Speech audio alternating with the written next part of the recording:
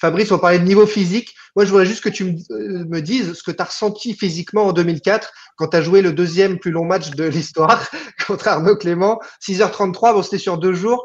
Mais est-ce qu'après, on a envie juste de dormir, qu'on nous laisse tranquille? Est-ce qu'il faut faire des soins très, très, très spécifiques? Comment ça se passe? Parce qu'on parle beaucoup sur cette chaîne YouTube aussi de blessures, de blessés, de rééducation, de prévention et tout ça. Alors, ce match le plus long de l'histoire, deuxième plus long de l'histoire maintenant. Alors, j'ai encore mal aux jambes depuis 2004. Bah ouais. Non, mais en fait,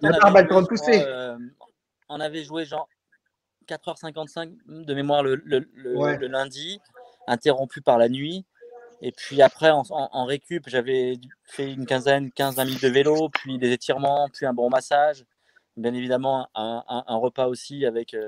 Alors, je me souviens, après des matchs comme ça, c'était protéines et féculents.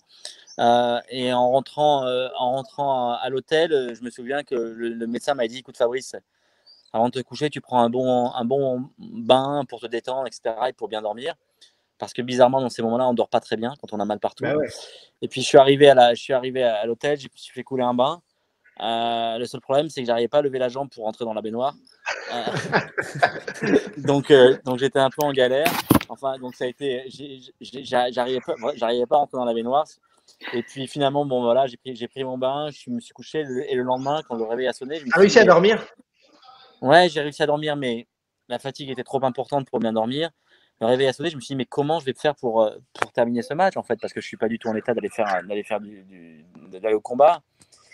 Et là, c'est là qu'on se rend compte quand même qu'on a énormément de ressources physiques. À nouveau, le même protocole, un petit peu de vélo, des étirements, un petit peu de massage avec de la crème chauffante. Je suis allé taper la balle une demi-heure ou 40 minutes pour me mettre en route. Et lorsque je suis arrivé sur le terrain, j'étais tant bien que mal en état de jouer. Et là où je pensais qu'on jouait 15-20 minutes pour terminer le match, on a encore joué quasiment 2 heures. 1h45, je crois, de mémoire. Ouais. Donc ça a été bien évidemment un gros combat, les douleurs atroces. Et ce que vous ne savez pas forcément, c'est que le lendemain, j'ai joué mon deuxième tour sur le central et j'ai joué 4h15. Ouais. Ah ouais. Un match que j'ai remporté. Et puis le surlendemain, donc le mercredi, j'ai gagné ce match de 4h15. Le jeudi, j'ai rejoué, je me suis entraîné et j'ai fait un double. Donc c'était encore vraiment une demi-journée de repos. Et le vendredi, pour mon troisième tour, non mais là j'avais, je sais pas, j'avais sur un réservoir de 80 litres, il me restait 1 litre d'essence quoi. Et j'ai perdu, je crois, 6-1, 6-2, 6-0. Enfin, je suis allé sur le terrain parce que c'était Roland Garros, mais j'aurais perdu contre Marina ce jour-là. Je sais pas comment. Imaginez donc dans quel état j'étais. Tu as un droit de réponse, Marina. Je ne prononcerai pas. Non, mais d'ailleurs, répondez-moi à vous, même Philippe peut répondre à cette question. Tony Parker a défié lors d'un live sur Twitch récemment. Gaël Monfils a joué après le confinement. Un Tony Parker, excellent athlète, certainement un bon tennisman, voilà, puisque les athlètes de haut niveau sont parfois polyvalents, comme Sylvain Wiltord, comme d'autres. Est-ce qu'il lui prend un jeu, un set, 3 jeux? À votre avis, à Gaël Monfils aujourd'hui, il prend 2 bulles? Non? Philippe, avec tout le respect que j'ai pour Tony Parker, s'ils font 2 sets, il prend 2 bulles. S'ils font 3 sets, il prend 3 bulles, et ainsi de suite. Ah, on est d'accord. Je ne sais même pas s'il marque un point. Bah, oui. C'est pas... Il avait l'air sûr de lui, Tony Parker, donc je me suis dit bon. Mais non, mais moi je vais bien le voir le match. Puis en plus, Gaël, c'est pas le bon client parce que Gaël, s'il décide de pas faire une faute, il fera pas de faute. Bah, à l'inverse, c'est ce qu'ils ont parlé. Je n'ai pas suivi ce live, mais est-ce qu'ils ont parlé d'un basket entre Tony Parker et Gaël? Parce que là, peut-être, ce serait peut-être un peu plus équilibré. Ah, franchement, c'est Tony Parker dont on parle et je pense que c'est le même déséquilibre. Hein. Même si Gaël est très bon au basket, etc., est très bon en foot. Mais là aussi, Tony Parker en basket, c'est juste, c'est une légende. Donc, pour le coup. Fabrice, au basket? Enfin, je crois que quel que soit le domaine, et je dis ça vraiment en toute humilité, mais les gens parfois bien sûr. ne se rendent pas compte à quel point le haut niveau, quel que soit le domaine, basket, foot, tennis, un pilote de Formule 1, un boulanger, un cuisinier, peu importe le domaine. Mais le haut niveau, c'est impressionnant, quoi. C'est du haut niveau. Enfin, c'est comme si demain vous dites, je sais pas, Céline Dion n'a pas chanté depuis 2 mois, vous allez chanter aussi bien qu'elle. Comment à quel moment je vais chanter comme elle? Et ça, c'est de votre faute. C'est de votre faute, Fabrice et les autres, parce que vous banalisez les gestes difficiles. Donc nous, après, on a l'impression que c'est facile. Et voilà. Et voilà le résultat. Après, on critique Mais facilement. c'est un point important que vous soulevez. C'est que parfois, les grands champions réalisent des gestes tellement incroyables, avec, entre guillemets, beaucoup de facilité, qu'on a tendance à les banaliser. Mais il ne faut jamais banaliser les performances de Federer, Nadal ou d'autres grands champions, ou un pilote de Formule 1 ou d'un Teddy Riner qui a tout gagné pendant tant d'années. Non, c'est pas parce qu'il est costaud seulement qu'il a gagné, quoi. C'est parce qu'il c'est un monstre. Ou d'un Sébastien Loeb qui avait fait la même chose un peu plus tôt dans les rallyes.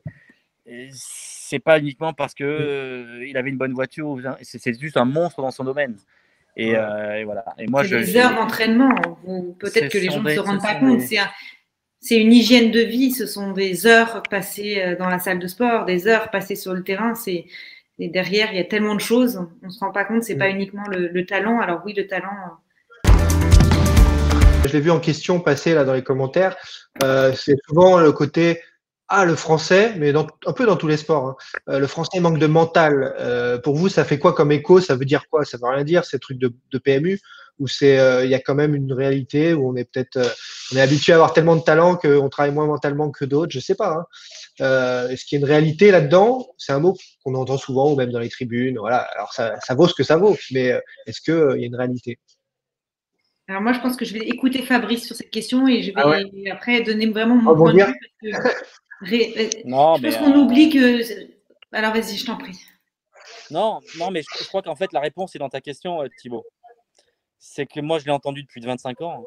Lorsqu'un Français perd, c'est parce qu'il n'a pas de mental. Mais non, c'est parce qu'il est moins bon en fait.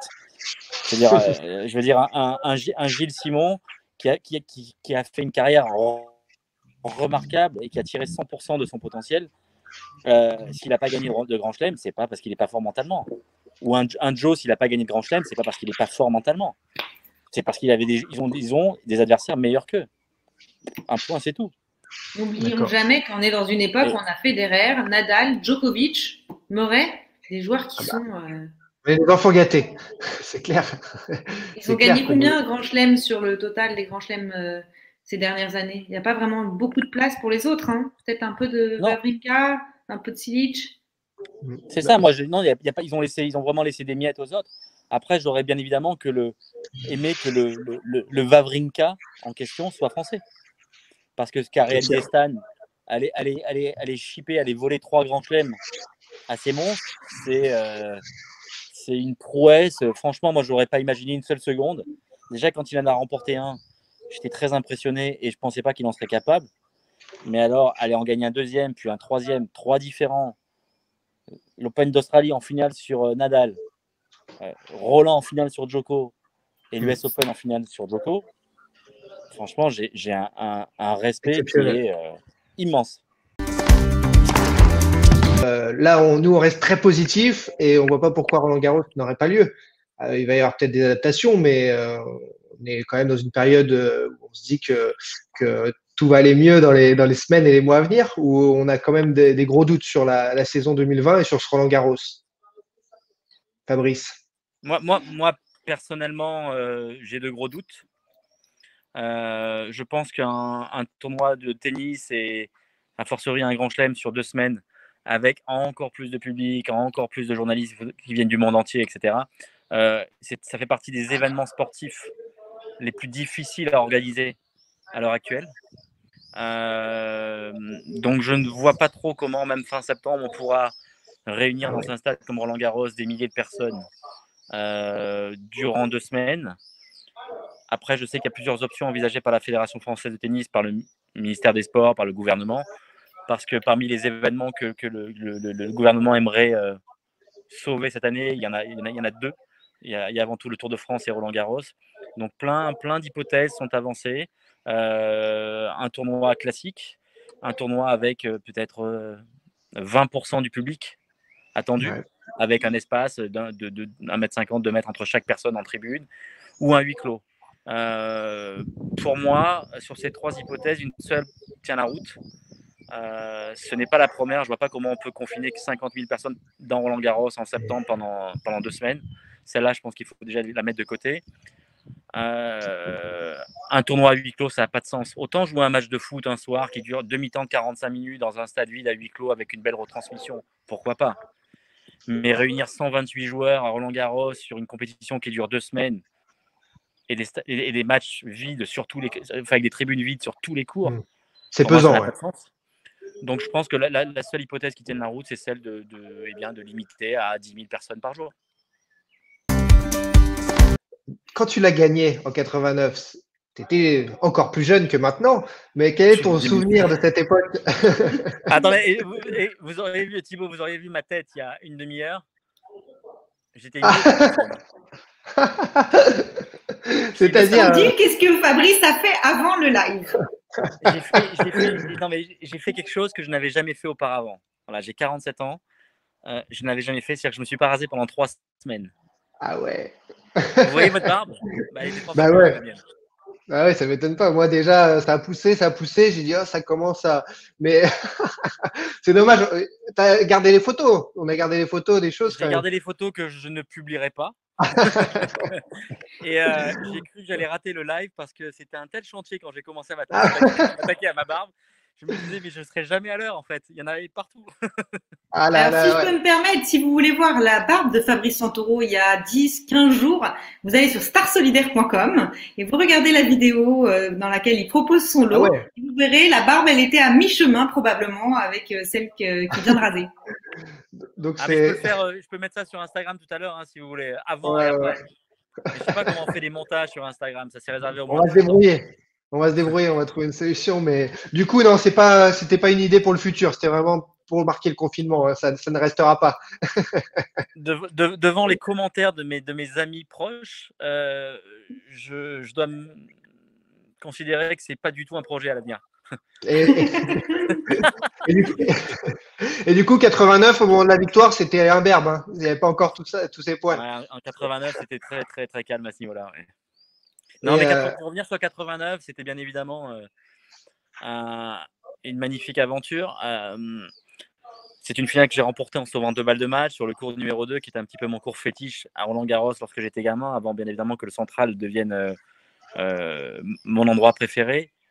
Il faut souligner aussi que la même année, alors que je gagnais les juniors, un joueur comme Michael Chang, qui avait seulement 6 mois de plus que moi, remportait les seniors. C'est pas tout à fait la même chose. Donc j'étais bien évidemment très très satisfait et fier de ma performance, mais qui était quand même relative par rapport aux jeunes Américains qui avait battu Lindell, Edberg et sur le cours central. Mais voilà, mais ce titre reste quand même un très très grand souvenir. On reparlera là, dans quelques minutes de souvenirs, là, mais on va quand même parler ensemble aussi de cette actu 2020. Il y a par exemple, je crois que je peux vous l'afficher, j'ai des moyens techniques exceptionnels pour ce live. Il y a à la toute fin mars, il y a Amélie Mauresmo qui a publié ce tweet. Je crois qu'on va devoir tirer un trait sur la saison 2020 de tennis. Pas de vaccin pour elle, pas de tennis. Alors c'était il y a plus d'un mois, donc voilà, on va remettre dans son contexte. On n'est pas là pour comparer. C'était juste pour faire une transition vers cette actualité qui, pour moi, est une vraie question. Est-ce que du coup, la saison pour vous, Marina, vous, Fabrice, et toi, Fabrice, on est entre nous ici, on se tutoie. Est-ce que ça peut s'arrêter net comme ça? J'ai pas la réponse. Il est possible effectivement qu'on ne rejoue pas avant 2021. Je sais d'ailleurs que l'Open d'Australie qui aura lieu en janvier 2021 travaille déjà sur différentes hypothèses, différents scénarios pour accueillir des joueurs venant du monde entier dans 8 mois maintenant. Je suis assez pessimiste, mais j'ai envie de garder espoir. Voilà. J'aimerais tellement que Roland-Garros ait lieu. Après, on peut avancer plein d'options. Je crois que personne n'en sait rien.